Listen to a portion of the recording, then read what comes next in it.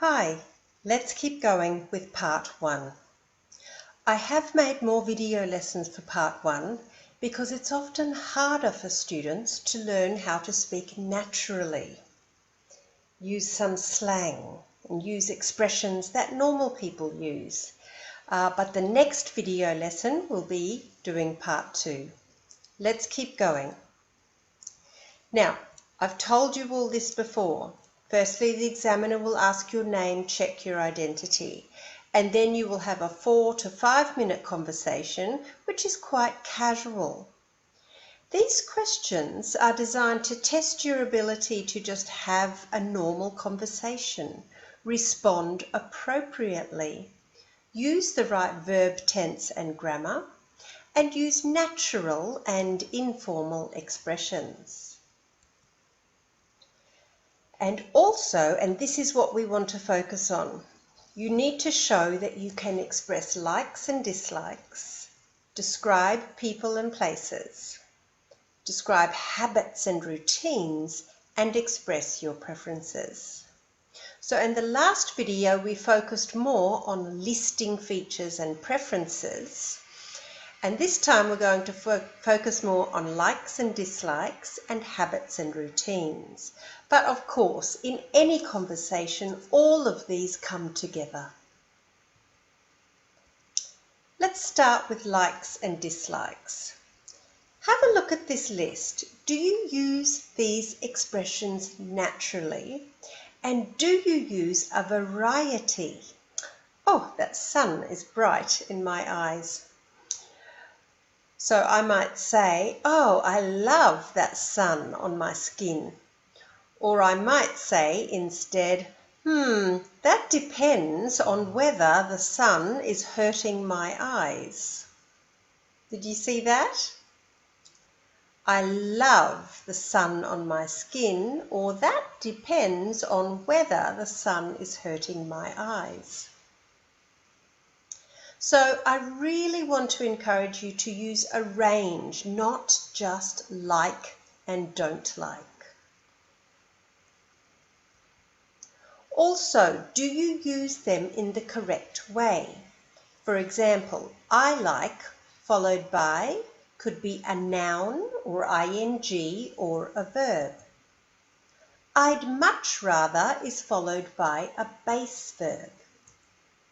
I really like, same as like. I don't really like it when, and then new subject and new verb. I can't stand people who, followed by a verb. I can't stand it when, subject, verb. I can't stand ing or noun. I can't stand the sun on my face. I can't stand swimming. I can't stand working in freezing air conditioning. So have a look at this situation. This person has woken up late. Did you hear the verb? He woke up late. Or maybe he slept in. Oh, I've got 4 more here. Let me put them there. Let's say them according to the accurate grammar. I like sleeping in. I'd much rather sleep in. I really like sleeping in. Or what about being late? I don't really like it when I am late, or I sleep in. I can't stand people who sleep in. I can't stand people who wake up late. I can't stand it when people wake up late. I can't stand waking up late. Over here, I'm not a big fan of sleeping in or being late. I'm keen on sleeping in. I love sleeping in. I love it when I can sleep in. So, you probably know all these, but do you use them accurately? Let's move on to just do a little bit now on describing people and places. We did some place practice in the previous lesson about where you live. Let me focus more on the grammar in this lesson.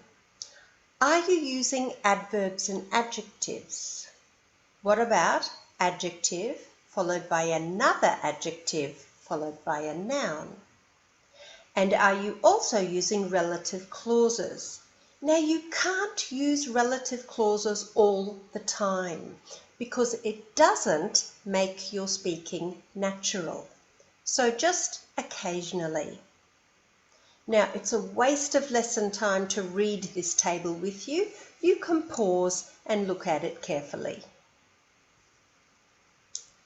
Let's move on to habits and routines. If you want to impress the examiner talking about how often you do something or how regularly you do something, you must master adverbs of frequency. And notice where they go in the sentence. I have never been. I rarely go. Very occasionally. Sometimes. I regularly go. I often go. I always go. I'm sure you know these words, but are you putting them in the correct place in the sentence?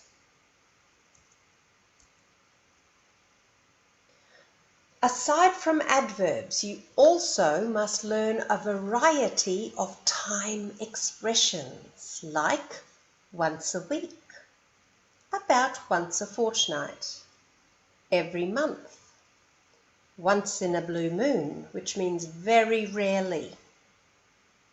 It's my second home, every day.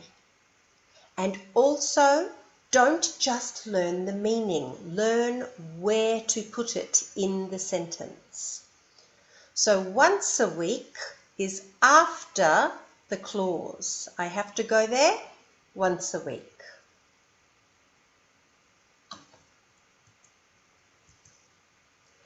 Here is a very useful table for you, just for practice.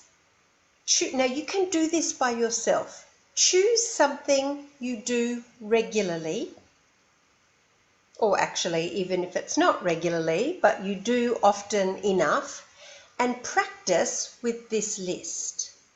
So I chose going to the library. I often go to the library late at night. I usually go to the library late at night.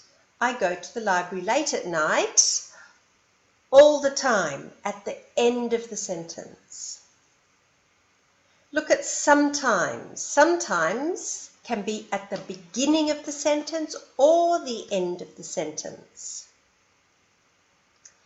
And notice occasionally can be used also as a response to the examiner. You can also use sometimes like this. So I'm really trying to help you get the best score possible.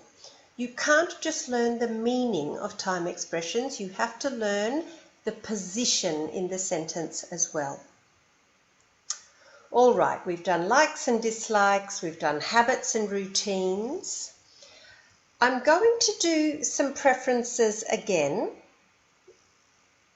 even though we did it in the lesson before, and just remind you of these, and then I'll give you a list of topics to practice. So, an examiner might ask you, do you prefer staying at home or going out for fun? I prefer to stay at home. I prefer staying at home. I prefer home to going out. I'd much rather stay at home. And you just go through this list and practice with different topics.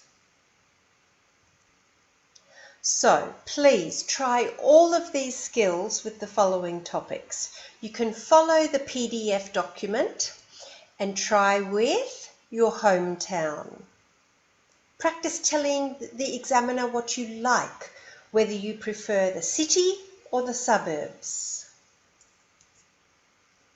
sport or leisure.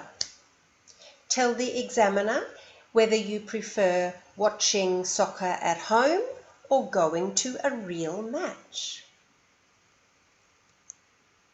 Oh, food. Tell the examiner what you like. I love eating a home-cooked meal. I'd much rather eat food from my hometown than another place. Your family. Try to describe someone in your practice. Remember, use adverb adjective or adjective adjective noun or a relative clause. Friends. Have you described your friends or a friend that you had when you were a child? And music.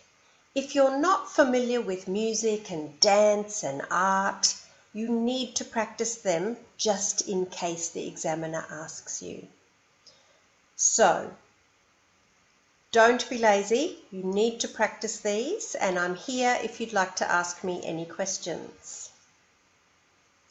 Also, I just want to take this time to remind you that I have video lessons for Writing Task 1 and Writing Task 2 as well. Good luck.